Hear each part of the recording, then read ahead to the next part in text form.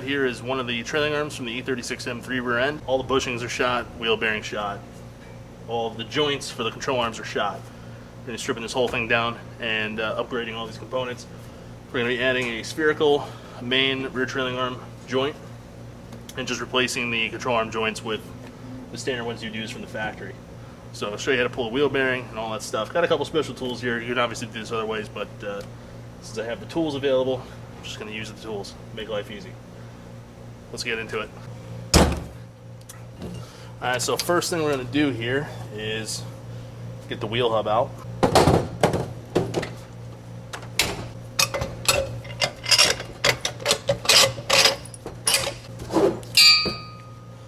The nut on the back is going to be a 27, at least for this tool. And the nut on the front is a 24.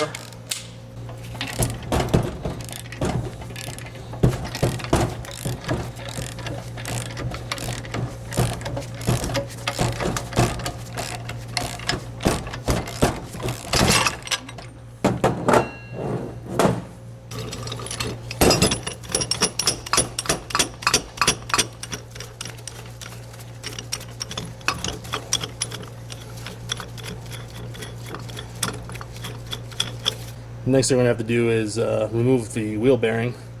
You have a snap ring here. To pull the snap ring out. These are usually pretty tight, so I'm going to probably use like a flathead screwdriver along with the snap ring pliers, and then we're going to put a couple different cups, one from behind on the back of the wheel bearing, receiver cup on the front, pull the whole bearing out, take the dust shield off, and we'll go from there. I'm just going to go ahead now and remove the backing plate. Oh, hey, wow, that's on there.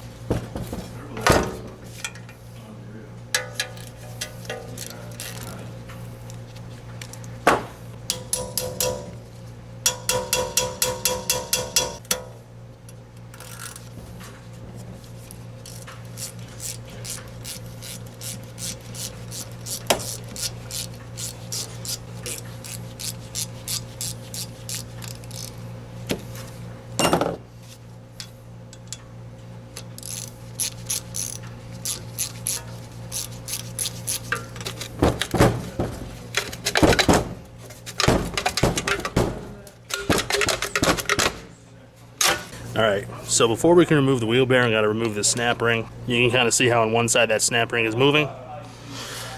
It's stuck on this side, so I'm going to use a chisel here to start moving the snap ring.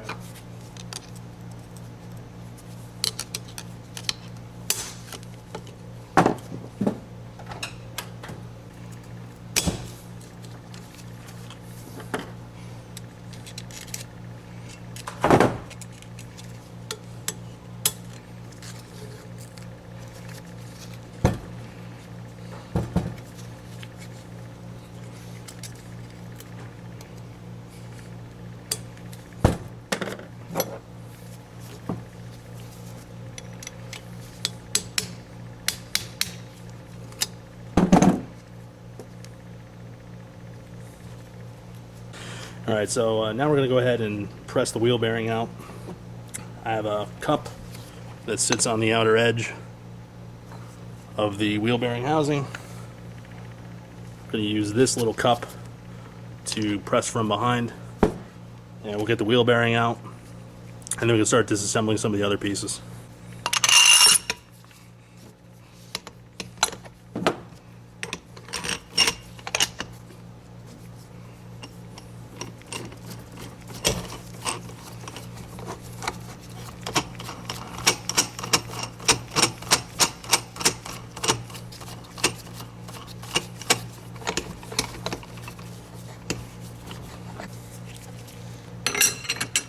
Alright, now we got it set up, we're just going to go ahead and press it out.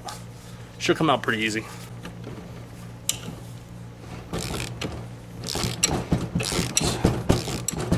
Yeah, should be good now. Thanks.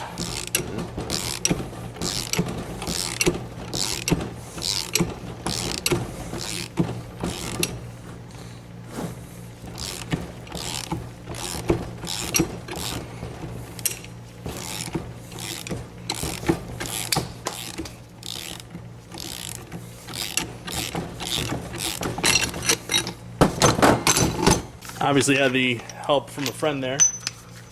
Thanks, JR, appreciate it. Do what I can.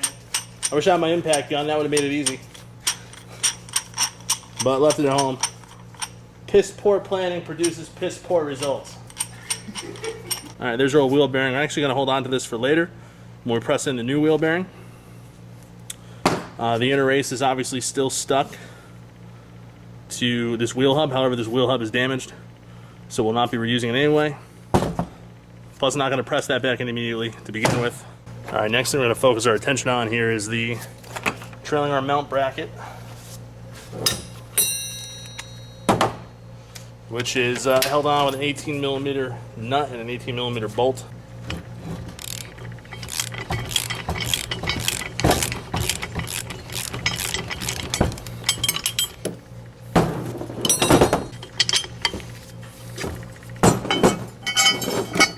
Alright, so this is an original trailing arm bushing.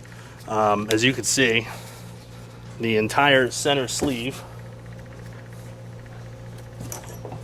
is completely separated from the bushing. Very common.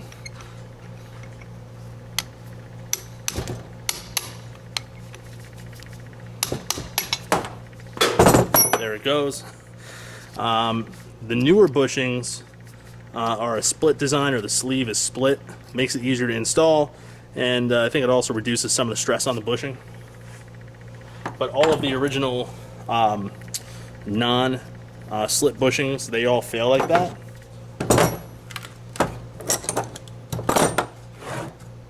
And these bushings also generally, if the vehicle's not owned by somebody who really cares, they generally don't get replaced either.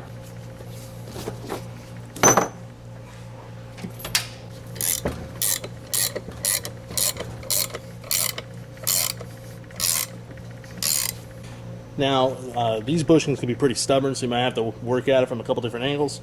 But with this tool, which is a CTA tool, eventually the bushing will press out. But these original style bushings, especially when they've been in for a long time, they don't come out very easily. There we go.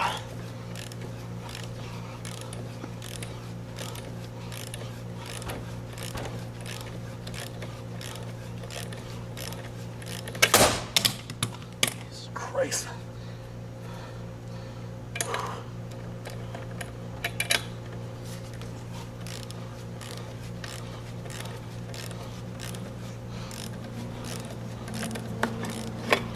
God. Woo. Wow. That was not good. Look at all the corrosion on that. Oh my God. Yeah, I mean, there's nothing else to say. That is very, very corroded. It's gotta be an original bushing. There's no way that's ever been replaced. I'm gonna have to clean up the bore of this thing before we push in anything new. And now we're going to focus our attention onto these joints right here. As you can see, there's two of them, and these joints are what the upper and lower control arm mount to. There's quite a bit of play in these, and they're also very cheap to replace, so we're just going to go ahead and replace them.